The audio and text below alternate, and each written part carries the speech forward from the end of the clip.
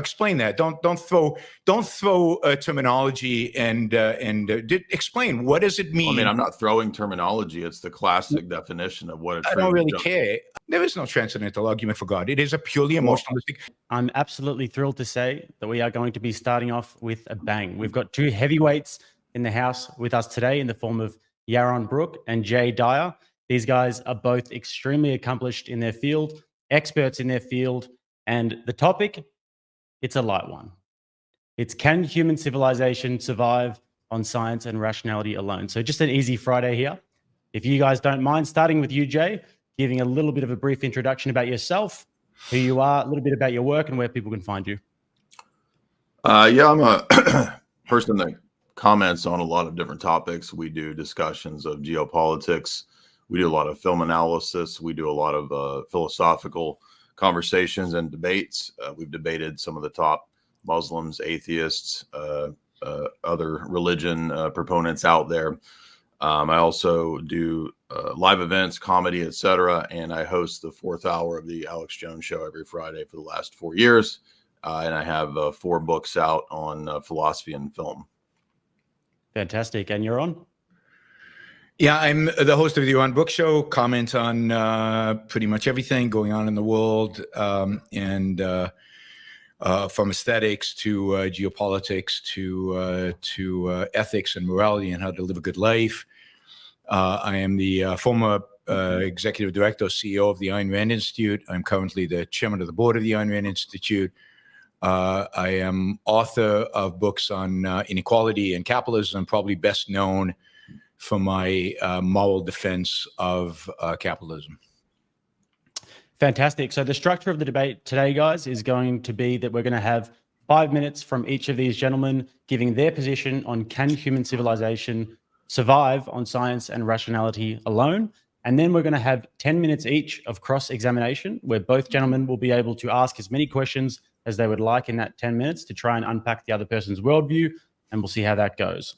We're also going to be reading out super chats at some point in the middle of the stream, and there's going to be a poll there as well. At the very start, we're going to have a poll on the question to see where you guys all sit with it. And then at the end, we're going to have another poll as well to see who you guys found more convincing. So I think with that, we should get into it. Maybe, Jay, do you want to kick us off with your opening statement of 5 minutes?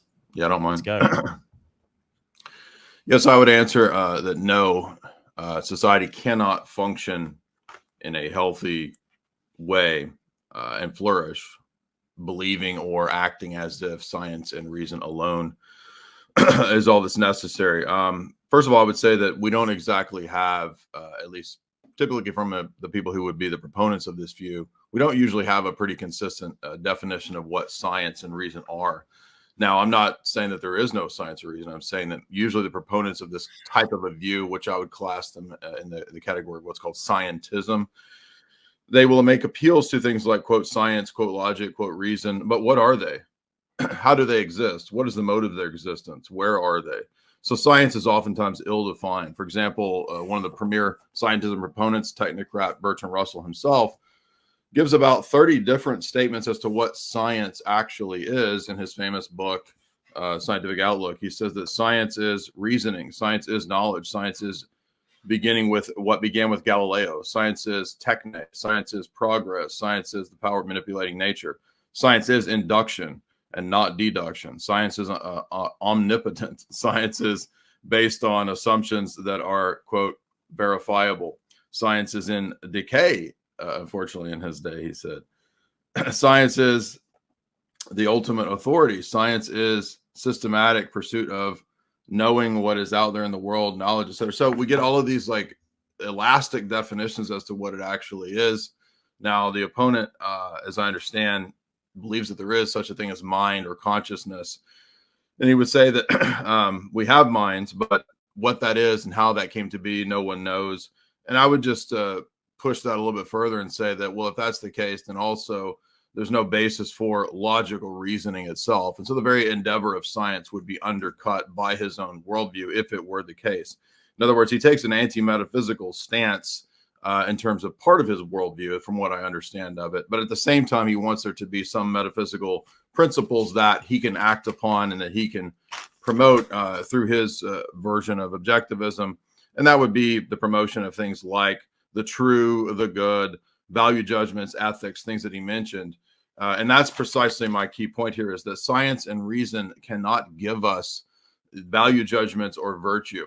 Society needs some form of virtue ethics to actually survive. And in fact, he himself said that living a good life, that's connected to virtues. But virtues are not things that can be determined from states of matter or even states of mind if he admits the existence of immaterial things like minds. Because the way something is doesn't tell us how it ought to be. So I would just go back to David Hume's critiques of this kind of a almost arbitrary move that people make, to where, because their presuppositions of atheism limit them from allowing certain things to be the case, such as oughts. We can't get an ought from an is. So even if he admits immaterial things like minds, the fact that minds exist, or the fact that matter exists, doesn't tell us how minds ought to be or how matter ought to be. Yet he wants to have, I think, a lot of claims about morality and ethics and what should and shouldn't be done. We shouldn't have the government stealing our tax, taking our tax money or whatever, taking our money in taxes. We shouldn't have collectivism, I think he would argue. But those are value judgments, and they're not based on any universal claim or universal ethic. Thus, they can't actually be objective. They must ultimately be purely subjective or relative. And so my point is that he can't be consistent with his foundationalist enterprise. And so his position, I think, is going to devolve into some form of foundationalism. But foundationalism, again, is a failed enterprise when we look at the fact that there's nothing that's actually self-evident.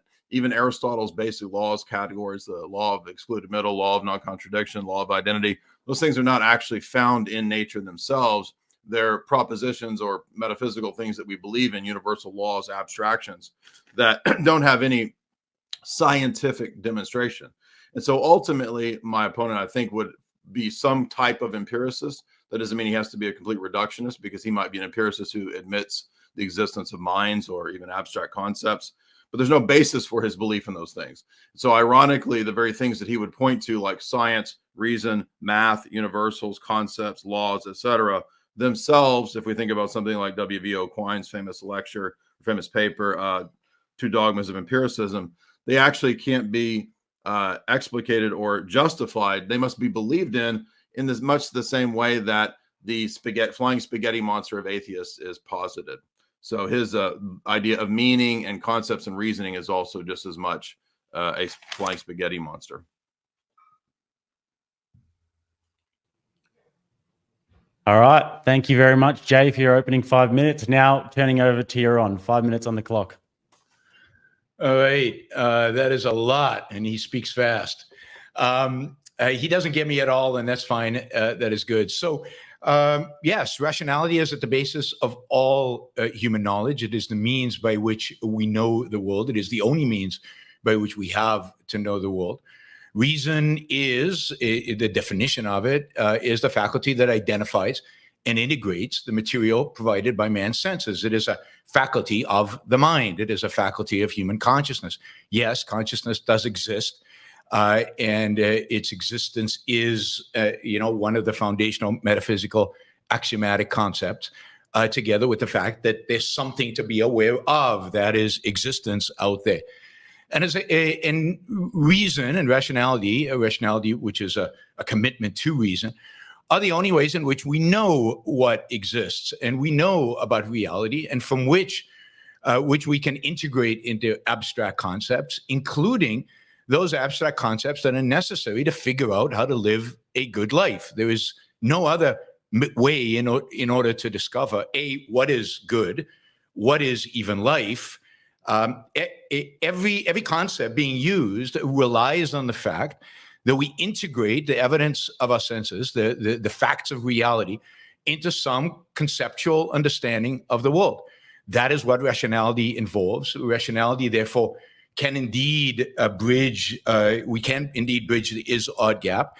Once we understand what is human life, we can certainly understand what ought is, what is necessary for its sustaining that human life.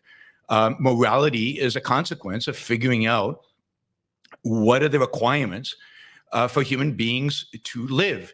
Meaning comes from an understanding of life, an understanding of our own values and the values necessary to sustain our life and to build a life and to flourish as human beings.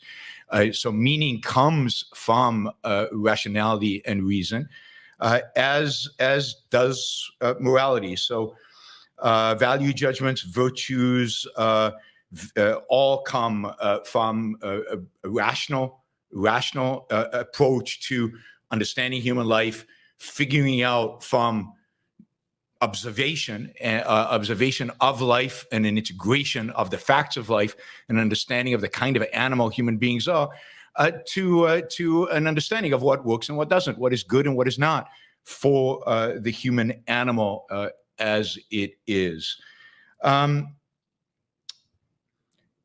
Every single value that we require in order to survive, in order to live, every single value needs to be constructed, needs to be discovered by the use of rationality. From the most primitive man, from our need for tools, our need for weapons, to the most sophisticated science that we use today, all of those are discoveries of the rational mind. All of those are discoveries of a mind observing reality, experimenting within reality, and figuring out what works, what is right, what is true, and what is not. So they're all our achievements as human beings, from great art to the great scientific discoveries, to the amazing technology that allows us to do this debate right now, are all products of human reason. That is, to deny reason or to reject reason or to reject the link between reason and civilization is absurd and ridiculous. It is not self-evident, of course, but it's pretty easy if one knows history and understands human life and understands the world in which we live, to see and to observe and to understand that all civilizations, to the extent that they were civilized, relied on reason, and to the extent that they adopted reason and rationality, to that extent they were civilized. I think that's 5. Yep, that's nearly bang on. So thank you very much, guys, for your opening statements. And now we're going to get into a period of cross-examination. So you guys are going to have 10 minutes interlocutor, and we'll start with Jay asking questions to Yaron. Right. Well, yeah, thank you for the opening statement there. I think I have a better understanding of what your position is there. You said, for example, at one point that what we do is we sort of work in the world, and we test and we try, and we then figure out what works versus what doesn't work. And that this helps us to understand that we can derive an ought from an is, because essentially what I heard you say was something to the effect of this allows us to live a life, and that we should have a flourishing life, et cetera, something to that effect. But what I heard was a lot of assertions, but I didn't hear a justification as to how we got to an ought from an is. Sure. I mean, 5 minutes. These are deep philosophical discussions. We're not going to get a complete analysis of how we get an ought from an is here. But I do recommend people who are interested in seeing the complete working out of this to check out Ayn Rand's essay in the Virtue of Selfishness, first essay, or the Morality of Objectivism, where she lays out in great detail, I think, how you get an ought from an is. But the outline of it is this: human beings face a very basic alternative, as all living beings face, and that is to exist or not to exist. And that is the fundamental starting point. And then the question is, once you are geared towards existence, if you're geared towards non-existence, if you've chosen not to exist, then morality and values and all of that are irrelevant. They don't matter. They only matter in the context of existing, of life, of pursuing life. Plants pursue life. They therefore have values. They don't have conscious values. You have a question? Fine. Well, I mean, I thought it was a cross-examination. So cross-examination typically allows that. You have to get a thought out to be able to examine it. But okay. Well, I'm not trying to cut you off. Go ahead, say whatever you want. Plants pursue particular values. They pursue water. They pursue light. And you can see them pursuing that because they're pursuing life. Human beings face the same alternative a plant does, life or death. The difference is that we don't have it pre-programmed. We are not pre-programmed. We're not predestined to choose life or to know how to live. What is required in order to survive? Human survival is not automatic. Human survival requires we take certain actions, that we choose certain actions. We are quite capable of suicide. So we need actually to make choices about what we do. And now what leads to human survival is something that we have to learn from partially from experience. Go ahead. So, but you said things like we see plants striving to live. Yeah. Humans typically strive to live versus choosing not to. Those are statements again of things that are. So they're not justifications for the ought. They're just that is the is. That is the is. How is that a justification? No, the justification is that you need to do certain things. That is the ought is the need in order to live, right? In order to live. But that's a statement of how things are. It's not a but that's not an epistemic justification. That's just another statement of how things are. Once you have to sustain life. Now, there is no justification for sustaining life. Okay. If you decide you don't want to sustain life, then as I said, value judgments are irrelevant. But once sustaining life, then, once that happens, once human beings. So that seems like a metaphysical sort of value judgment that you want as kind of an axiom to start with, right? No, it's not. It's just, it's a fact of reality that living beings. So if it's a fact, then it's not it's not an ought. No, the oughts are what. Well, we're asking how we get oughts. You stated a fact. How do we get an ought from a fact? To sustain life. How do we get an ought from a fact? You just keep stating facts. No, I'm not saying facts. I'm saying, and indeed, you just said it as a fact. What do you mean? You said you're not stating facts. You just said it's a fact. Oughts are not divorced from facts. Oughts are facts. No, wait a minute. Facts are states of things. The need to survive. Oughts are facts about. Gentlemen, just a second. Just during this period of cross-examination, whoever is doing the cross-examining has the floor. So, Jay, as you'd like to ask the questions, just cut off whenever you need. And then Yaron, you'll be able to do the exact same thing next. Sounds good. Okay. So it seems like, again, to the definition of what a fact is also conveniently the definition of what ought to be the case. But the question was epistemic justification for how we get value judgments or oughts from states of affairs or states of matter or facts. It doesn't work to just say that an ought is just another fact, because that's a circle. No, it absolutely does, in the sense that once life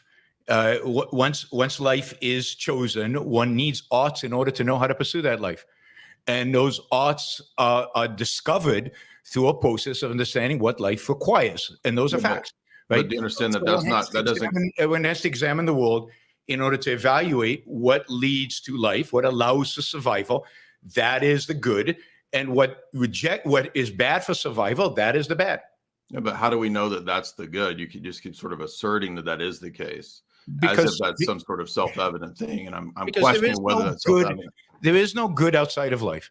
That is, how do you know that? You're just asserting that. Good out there. There is no. These are assertions. What's the basis for the assertions? Because there is nothing. Make an assertion of what there is no. What's the justification for the assertion? That's what debates are all about.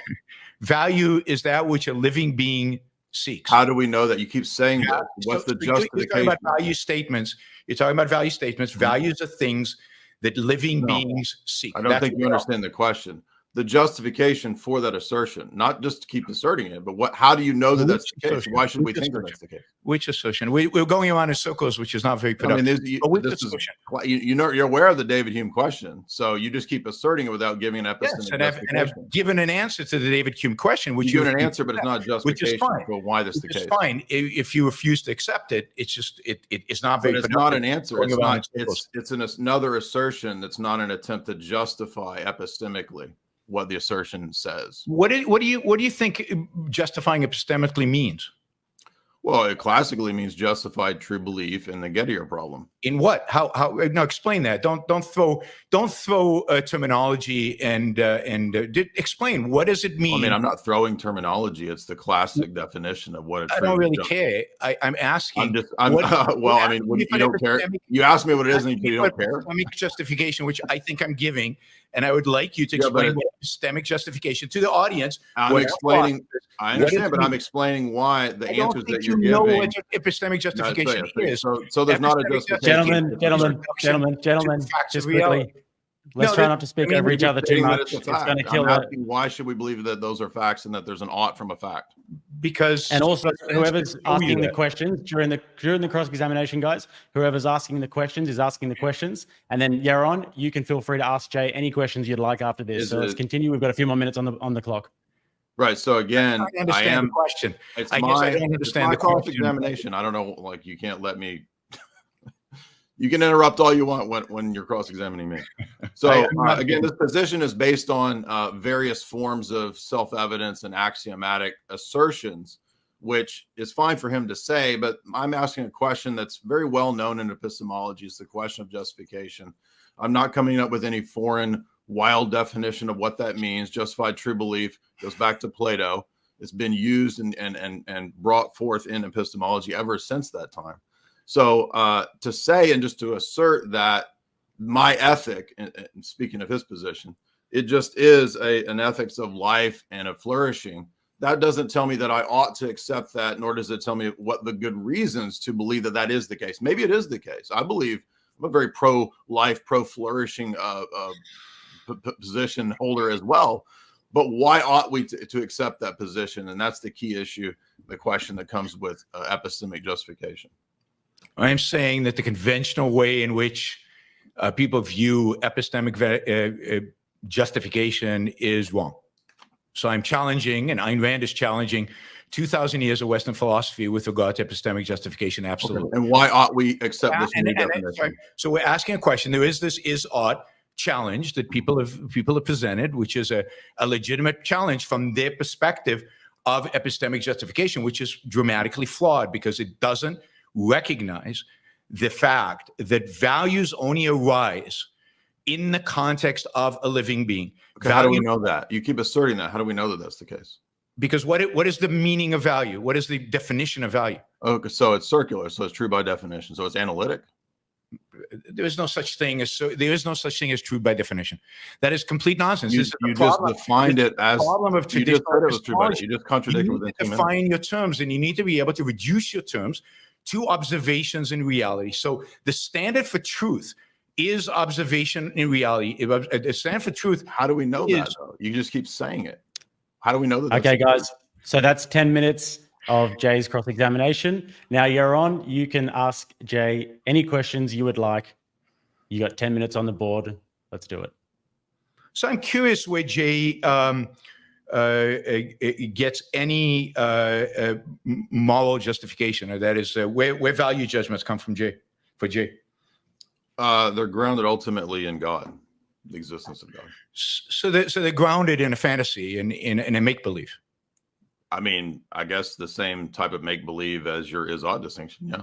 Well, my is-ought distinction is grounded in actual facts of reality, and actually observing. Well, it wasn't grounded; it was just asserted. Observing reality, you're doing the same thing, right? But yours is grounded on pure emotion. So, because your God, when did I argue by emotion? God is whatever we want it to be. When did I argue by emotion?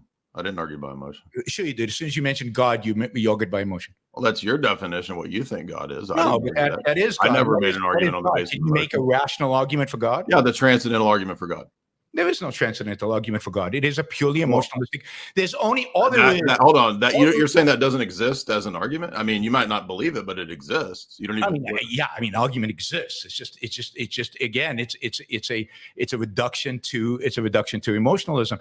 So where in the transcendental argument there's no emotion in that argument.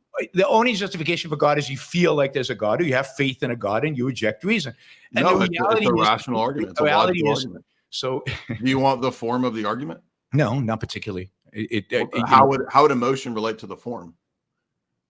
Emotion relates to the fact that you know, the belief form in of the argument. X is the necessary condition of why therefore is an emotionalistic argument, right? It's not. X is the necessary condition of why therefore X. That's the form. There's no emotion. But I thought, where does logic come from?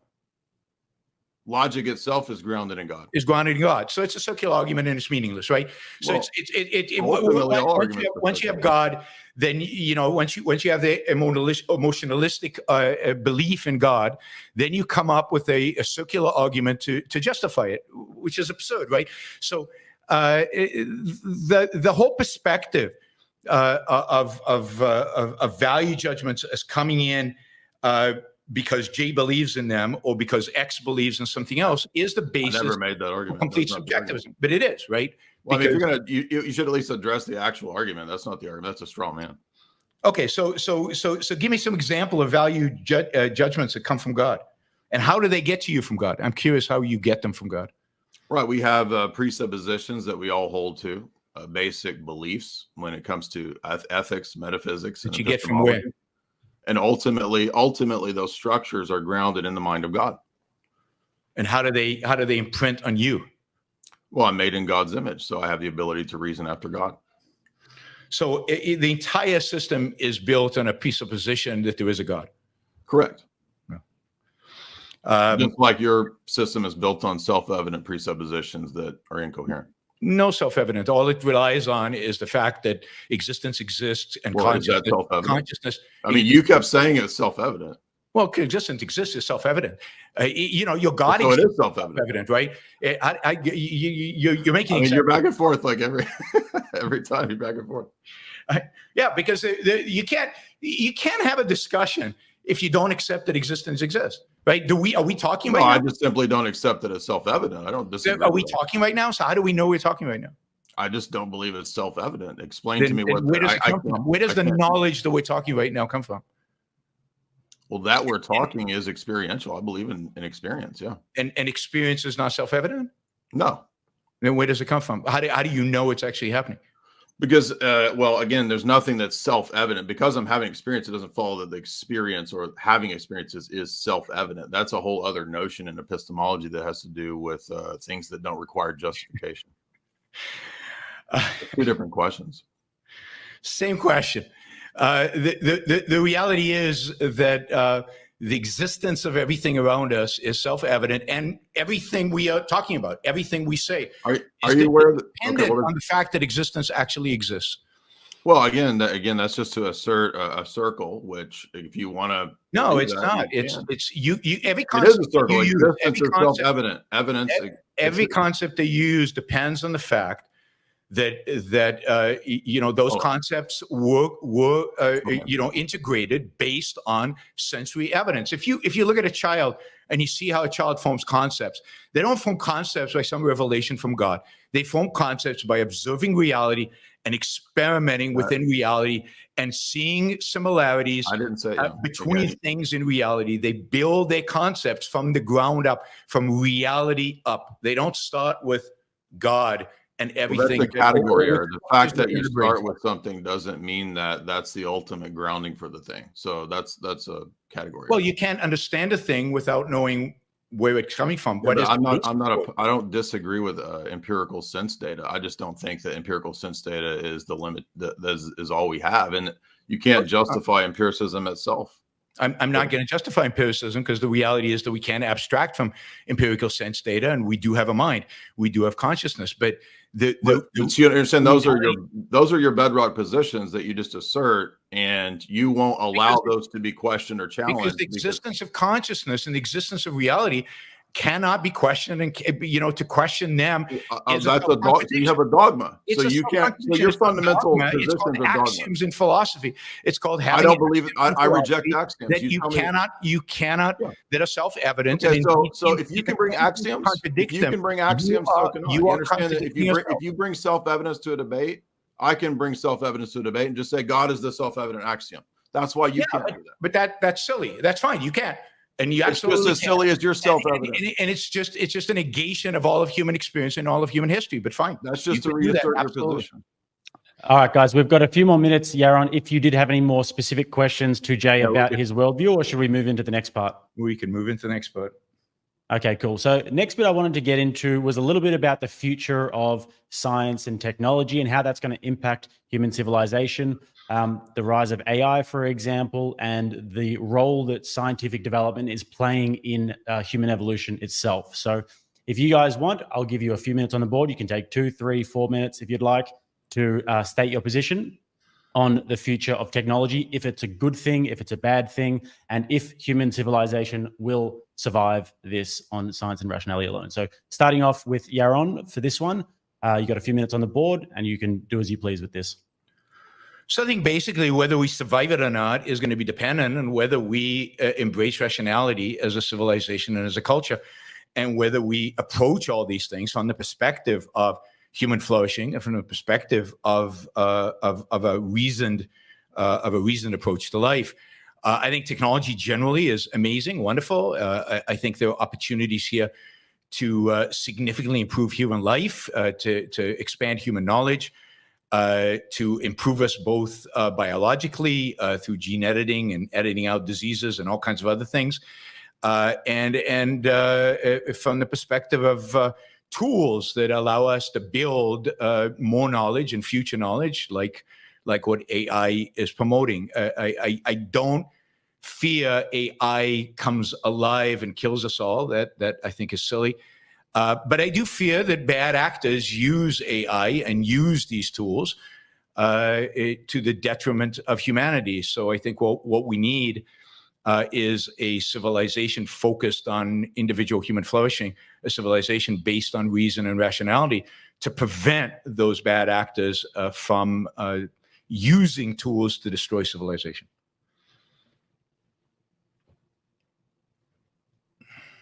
Okay, thank you very much for that, Yaron. Now, Jay, we're going to go to you and you'll give you a piece on this. Yeah, thank you.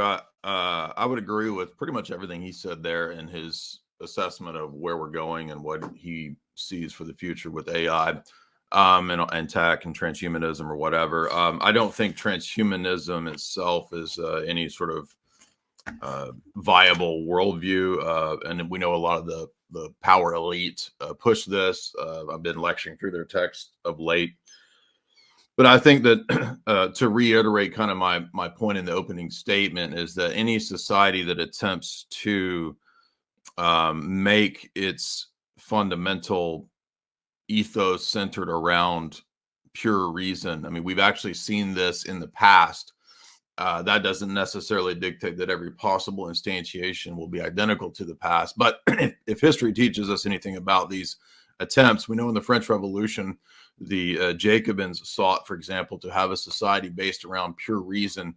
And that actually led to a lot of bloodshed. It led to a lot of collectivism. I understand that the opponent here would not be a fan of collectivism, but I would actually just argue that there's no real, if we don't have a basis for why we should prefer the individual other than asserting that it just should be the case versus the collective, there's no reason why future societies couldn't fall back over into some sort of radical technocratic collectivism, which actually I think that's the future that we're going into. In fact, many of the writers who wrote and planned out the future that we're going into actually do say that we will be going into a collectivist, technocratic, hellhole future. I don't think we have to do that. We're not destined for that. I don't think tech itself is the problem. I think that we got to have some kind of ethics that we can appeal to that allow us to safeguard human dignity, to safeguard what it is to have life, to have and to value life. I think that only makes sense and is coherent in a position where man is made in the image of God and thus derives human dignity from being made in the image of that deity. And so when we look at writers that I've been lecturing through recently, right, like Jacques Attali's book, Brief History of the Future, Klaus Schwab's books, Fourth Industrial Revolution, going back 100 years, the books of H.G. Wells, they all write about going into what Brzezinski called the technocratic era, where essentially man would be merged into a collective hive Borg of some form of Skynet or whatever. I agree with Yaron that I don't believe AI is going to become conscious or anything like that. I think that's silly. But I think that what we see is that the danger of the possibility of a repeating of a kind of a technocratic Jacob and panopticon society, where we actually do lose our individuality and our dignity, being made in the image of God, if we don't have a society that also includes the notion of mythos. Man needs more than just facts, and more than just math, and more than beakers and test tubes. Man lives his life in a beginning, middle, and end status, right? So there's something fundamental to a story. If you think about a conversation, this is an argument that the virtue philosopher Alistair McIntyre makes. He says, if you look at the way a conversation is structured, it has a beginning, a middle, and an end. Movies have beginning, middles, and ends. And so there's something fundamental to the way that humans understand and interpret the world, to this triadic structure of beginning, middle, and end, such that we need and function on the basis of stories more so than facts. So I'm not saying there's not facts, and I'm not saying there's not science and tech, but what's more fundamental to man is something that we would see in people like Tolkien or Lewis, where we have stories, and stories give us meaning, and thus it's fundamental to man flourishing to have something like a religious story that gives his life purpose. Science and reason itself cannot grant you telos cannot grant you meaning or ethics. Okay, thank you very much, gentlemen. I'm just want to say I'm enjoying this a lot. And if anybody wants to find you guys, they can find you at YouTube, Jay Dyer, and at YouTube, Yaron Brook. You guys both have fantastic shows that I watch regularly. So everybody should go and check them out. The links are going to be in the bio as well. So Yaron, what did you think about, are we headed towards a technocratic collectivist hellhole? I think there's certainly a possibility of that. I don't put it as very high, because the reality is that collectivism doesn't produce technology. That is, the technology cannot thrive in such a society. So we could be heading towards a collectivistic hellhole, but it will have pretty primitive technology. And the technology will collapse around it. The only way to sustain a technologically advanced society is through individualism. That is, since only individuals think, collectives don't. There is no such thing as collective consciousness. There's no such thing as a collective identity. There's no such thing as collective anything, really. The only way to progress scientifically, technologically, is through individual thinking and individuals' initiative and individuals' creativity and innovation. I think the real risk is civilizational collapse and the abandonment of technology. And what's scary, I think, is that I think Jay's view of the necessity of religion, necessity of God, the fact that virtue comes from up above, from some set of beliefs of basically faith. I think that is set to basically hand the world over to the collectivists, because the fact is that if we're at the point where human liberty, human freedom, individualism relies on faith in order to progress, in order to survive, in order to hold on, then it really is hopeless. It really is hopeless. It's not an accident that human liberty and human freedom as ideas that manifest themselves politically ultimately come from a period where faith is relegated to kind of your personal life and put it aside and don't take it too seriously. It's not a consequence that the United States is a product of the Enlightenment, and as is the scientific revolution, and that is the industrial revolution. They're all products of a sidelining of the issue of faith.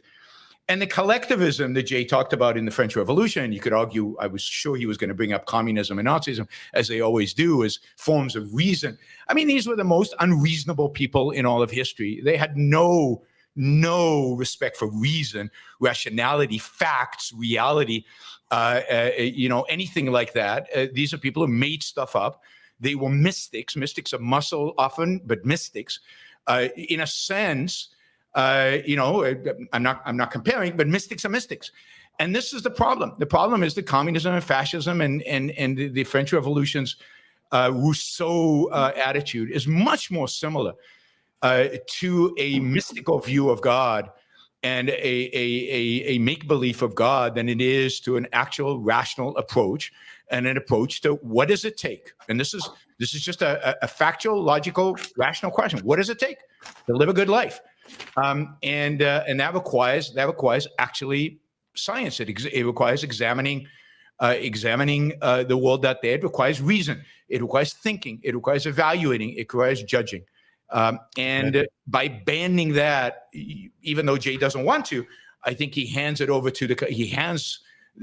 answer over to the collectivists. All right, Jay, what would you say about that?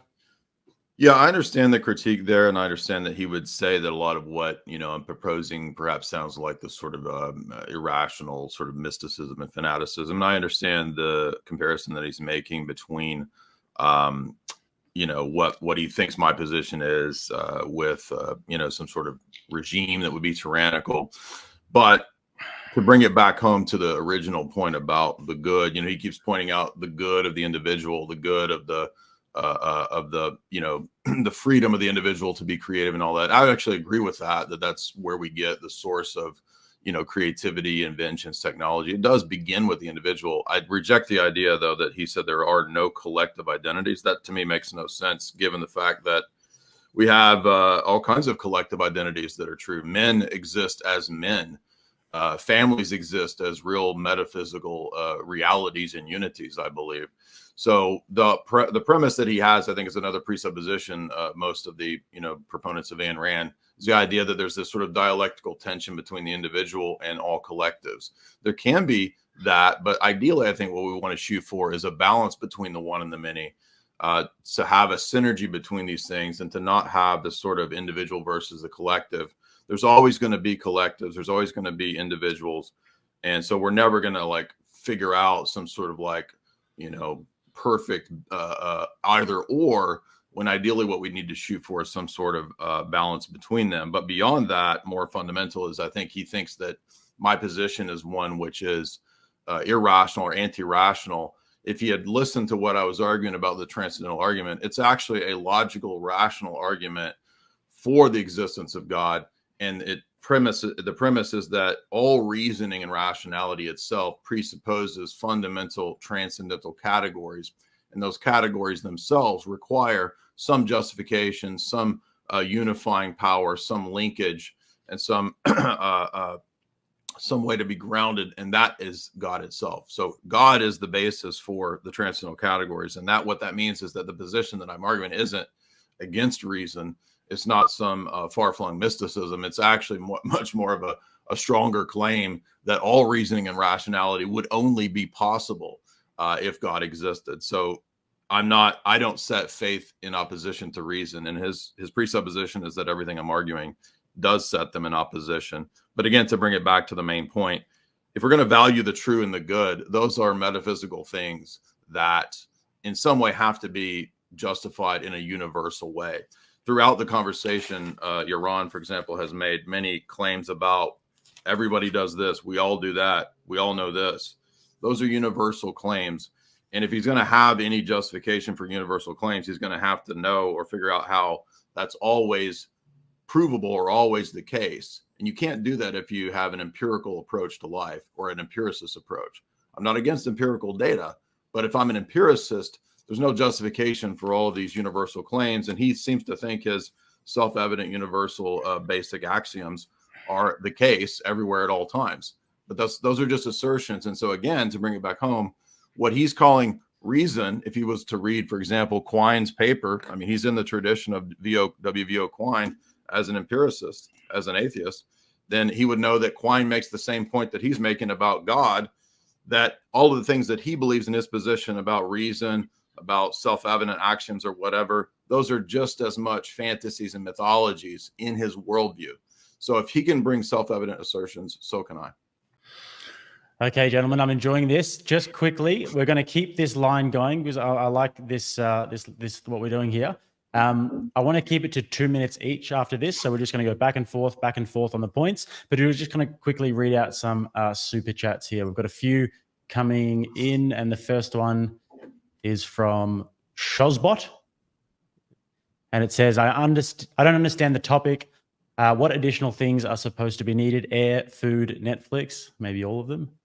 And next one, we've got Shozbot again, says, Jay, is Zeus a self-evident axiom? If not, why? Do you want to quickly answer that? Well, I don't believe in self-evident axioms, so I would question the whole notion it's based on a foundationalist epistemology, which I don't believe in. I believe that we have webs of belief, and so if you want to use the terms foundation, that's fine, but that's not the same thing as a foundationalist epistemology. I think that we have a worldview, and all of our beliefs are interconnected. So the center of the web of beliefs, in my view, would be God, and so in that sense, you could call God a foundation, but I'm not a self-evident foundationalist. Okay, and the last one here, we have got. I'll just say, can I go for it? Knowledge is, foundationalist in a sense. All ideas, all knowledge is hierarchical. It starts from something. It starts from the self-evident, otherwise, and which is self-evident, and all knowledge is built on that. And the self-evident is the facts of reality, including the existence of consciousness. Okay. And how do I know that? Because I'm conscious, and I just know I'm conscious. Well, all is a universal claim, though. And it's a universal claim. Absolutely, it's a universal. How do you justify universals if you're an empiricist? Through induction. Induction universalizes empirical claims. So, Hume's point is that you can't get to a universal. But Hume is wrong. I mean, I know Hume's point, but Hume is wrong.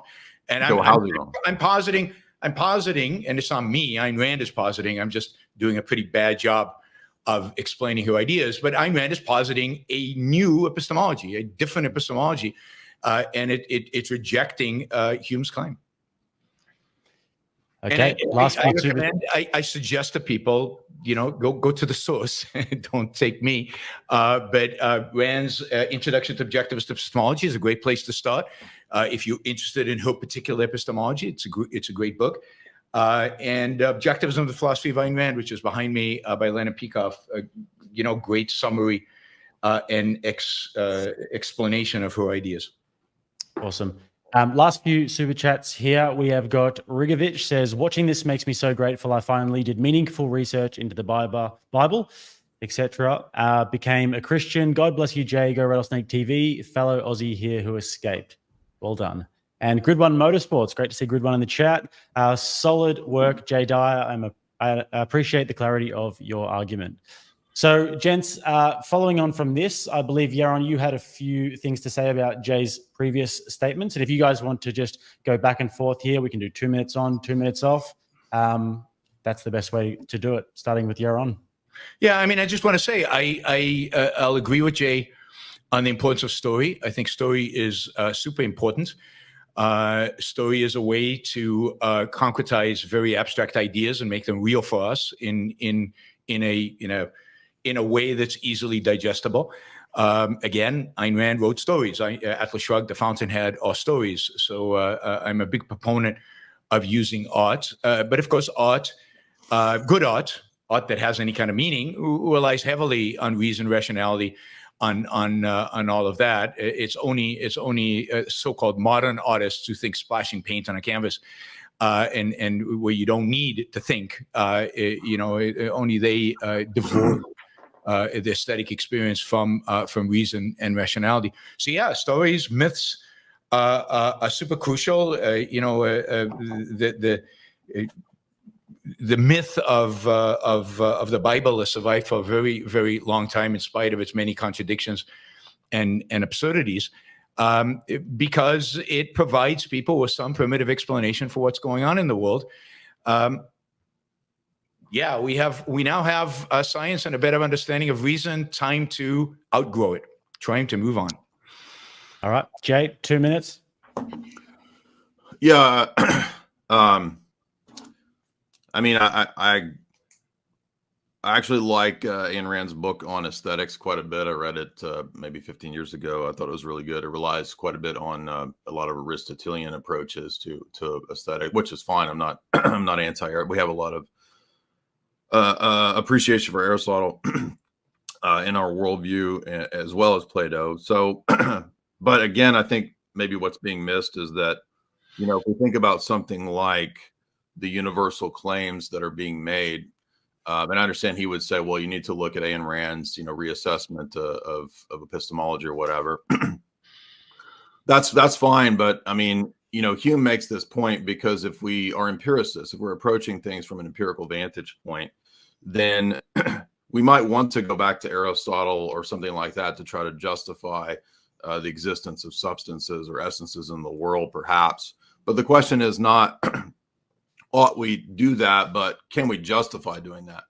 And if we only have our individual experiences, because of course his philosophy begins with and ultimately ends with the individual, then I can never get to a universal state of affairs from a bunch of particulars. So even if I have 1,000 experiences of, this or that phenomenon, it still doesn't grant me the justification that that's a universal state of affairs. So in other words, it's another type of religious commitment. And that's why I believe all of us have religious commitments, even if we think that we're completely and purely rational. Ultimately, we're believing in things that are unjustifiable. All right, Yaron. Yeah, I mean, the reality is that every child does this and knows this and experiences this and universalizes constantly. If you have a kid and you watch them interact with the world, they are constantly experimenting and generalizing. They're constantly forming new concepts that are universal. They'll drop their spoon on the floor over and over and over again until they get gravity. They get it, and it's now universal. And they don't have to wonder next time when they're dropping something. After a while, they universalize it over. They form universal concepts of chairs, furniture, lots of things. Indeed, that's what the human mind does. It takes the concrete experiences, it forms concepts. Concepts are, in a sense, universal. That's how the human mind works, through experience, generalization. Again, if you read Ayn Rand, the forming of concepts is crucial to all epistemology. And yet it is a process that philosophers before her did not understand well. And now we have an understanding of it. So, but it is a form of generalization that, again, children do when they're very young, not because they're inspired by some structure that God has embedded in them, but because they observe reality, and this is how our reason, this is the way human reason works. Philosophers like to philosophize, if you will. They like to come up with objections to all kinds of things. But all you have to do is observe reality and observe human beings, and you can see what is actually going on. You can observe what is actually going on, and to question our ability to generalize. Okay, I'll jump this time. Maybe gravity won't work this time because, God forbid, I can't universalize. Really? And I have to be a religionist. I have to believe in God not to jump off the building? Of course not. All right. That I'm 2 minutes. Die if I do. Yeah. So I think that a couple of things going on here. So the fact that that's the way that it works, that doesn't tell us of the modality of it, of the metaphysical status of it, of the ontological status of these things. And that's the question that I'm asking, the ontological status, the justification for believing in universals. And you keep replying with, well, that's just what we do. Well, you said something like, kids have always done this. They, drop a toy and then they universalize from that. I don't deny that that's what we do, but that's a fallacy. That's the appeal to tradition fallacy. The fact that we've always done something has nothing to do with whether it should be done, whether it is true, or whether we can give an account for that. So there's a difference between giving an account for something and telling a story about the fact that we did it. So that's the point of epistemology, is epistemology is always concerned with epistemic justification. And to say that, well, these are abstruse questions that philosophers ask, and we shouldn't really be that worried about it. Well, no, these are the questions that are asked in debates because you and your worldview would like to have certain self-evident axioms from which to build your system. And you seem to not want those to be questioned, which I don't mind having God questioned. I'm happy to debate and defend the existence of God. But what that suggests to me is that the self-evident axioms that you have as the foundation of your position are dogmas for you. When I ask you for the justification for them, you say that, well, it's an axiom. You can't justify. The whole point of an axiom is that it is indeed self-evident, and trying to refute it uses the axiom in its refutation. That's the very nature of axioms, right? Okay, then God exists by definition, the very nature. God for you is an axiom. I get that. I get that it's an action. So you understand that that's why it doesn't work in a debate to just not say self-evident. One, it's obviously not self-evident, and B, You're just not asserting things. knowing God, is not a self-refutation. I can deal with the world with So your position is self-evident. Mine is not. while ignoring the existence of reality. I can't deal with the world by ignoring my consciousness. Those are, you're refuting them by trying to deny them. With God, that doesn't work that way. I can easily deny God. Well, but what you did was just keep reasserting your position as self-evident, and understand in a debate, I can do the same thing. And that's why that doesn't work in a debate.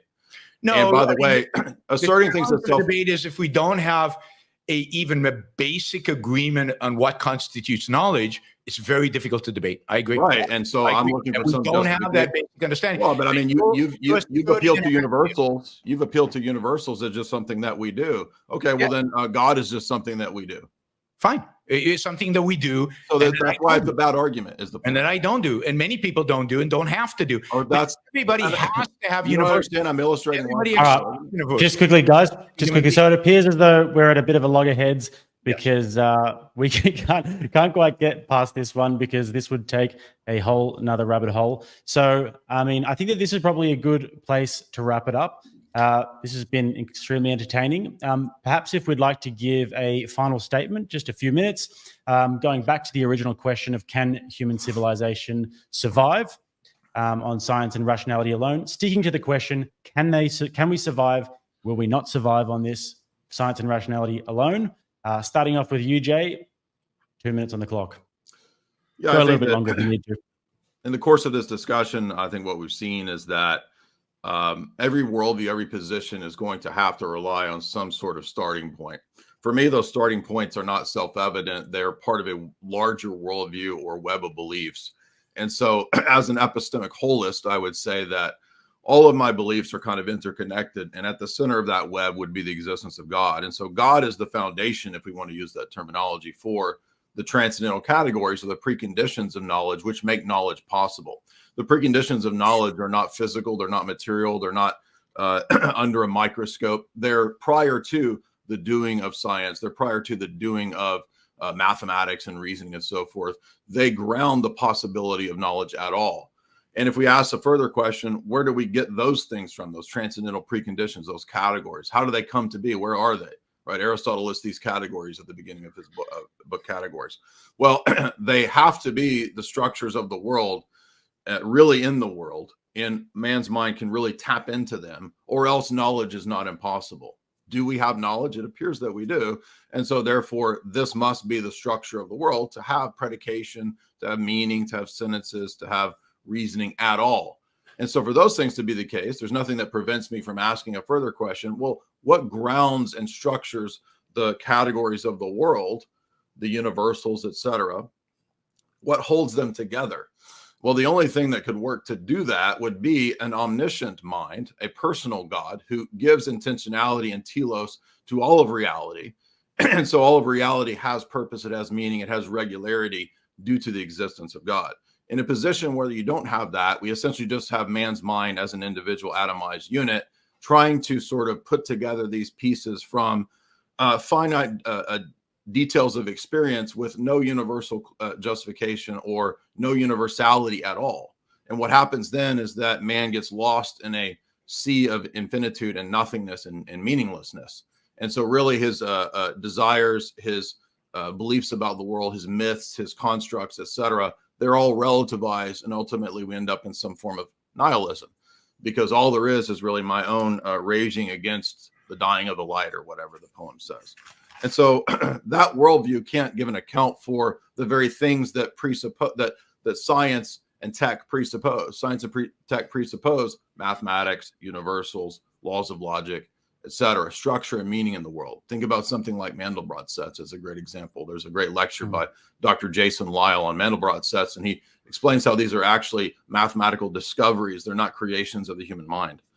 So while I agree that the human mind has a lot of potentiality and power to work in the world, to do tech and to create technologies and to create societies that hopefully will flourish, we also need objective ethics, metaphysics, and objective justified knowledge in order to say how we have a good life versus bad life, how we have true versus false, how we have the good versus the evil. Those are metaphysical claims, and an empiricist sort of reductionist type of worldview, a scientific type of worldview, can't actually tell us what the good is.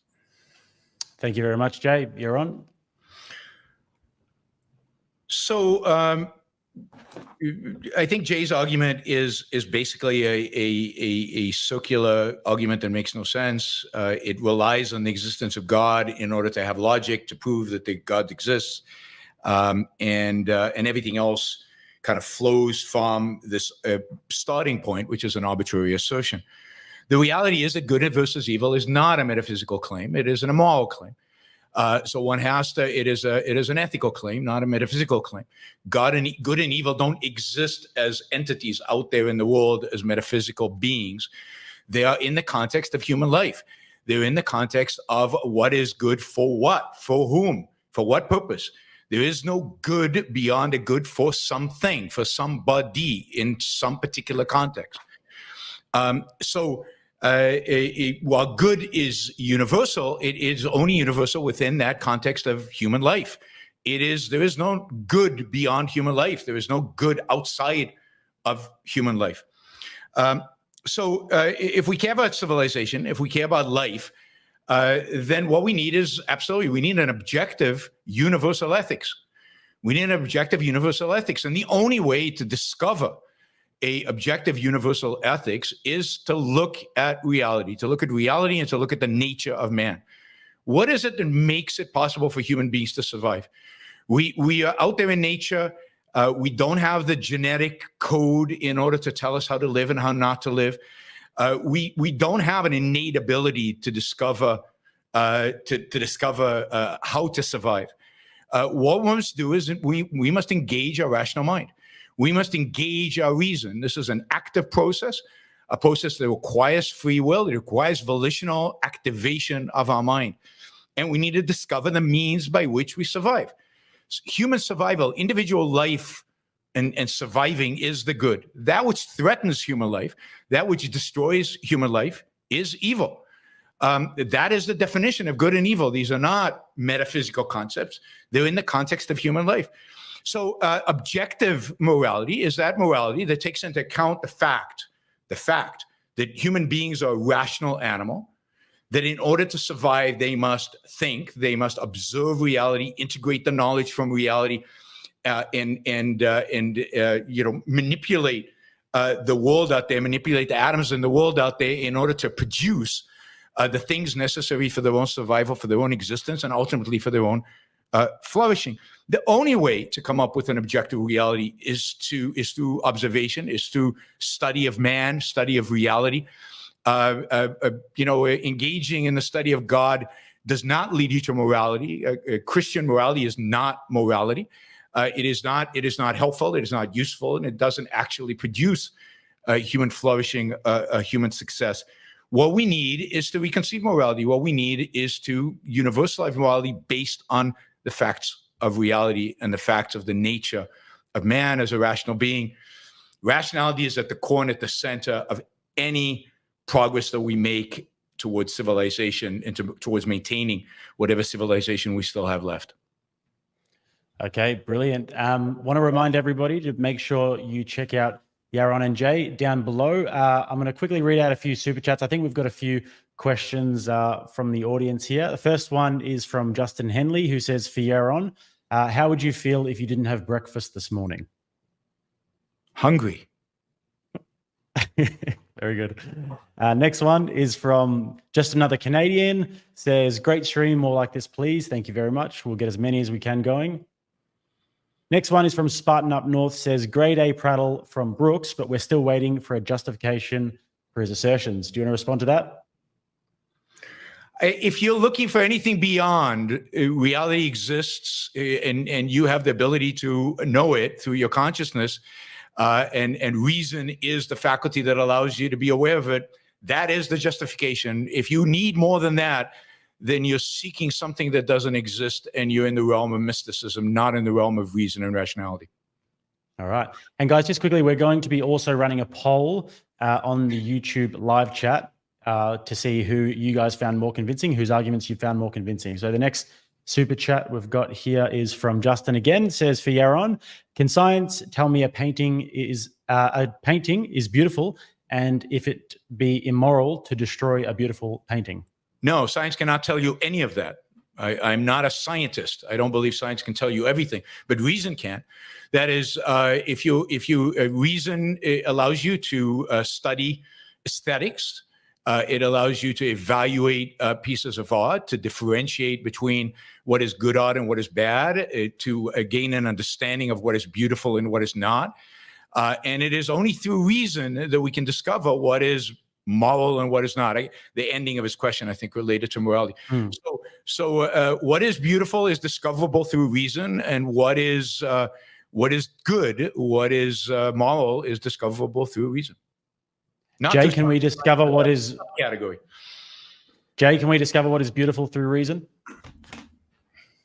I would say that there's a lot of ambiguity about reason when we've had this conversation. The whole history of philosophy is one of the most debated and sort of ambiguous terms.